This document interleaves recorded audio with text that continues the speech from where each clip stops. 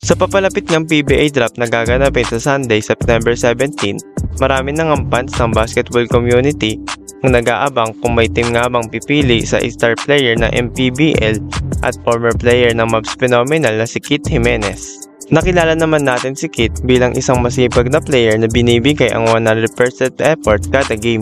Malaking spotlight nga ang nakukuha ni Coach Kit Jimenez ngayon dahil alam naman natin ang naging journey nito simula sa pagkakaroon ng 2 ACL injury, paglalaro sa Dio Series ng Mavs, mula sa pagkapanalo ng Rookie of the Year sa MPBL at ngayon nga isusubok siya na makapaglaro sa PBA.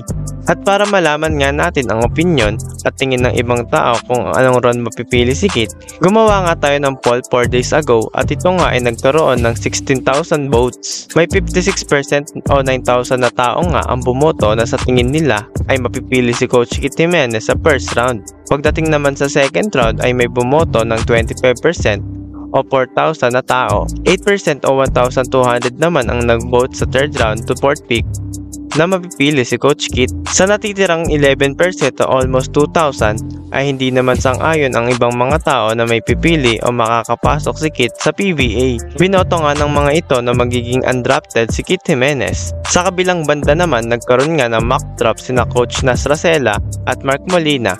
At dito nga ay napili si Coach Kit Jimenez bilang 12 pick ni Coach Mark Molina. Coach Mark, last pick of this entire mock draft.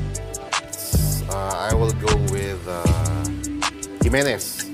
Kit Jimenez. Kaya kayo mga sir, anong opinion nyo sa video na ito? Sa tingin nyo ba ay mapipili si Coach Kit Jimenez sa first round? Comment down below lang mga sir. At maraming salamat sa panonood. Ngayon nga ibalikan natin ang naging performance ni Kit Jimenez sa PBA Draft Combine.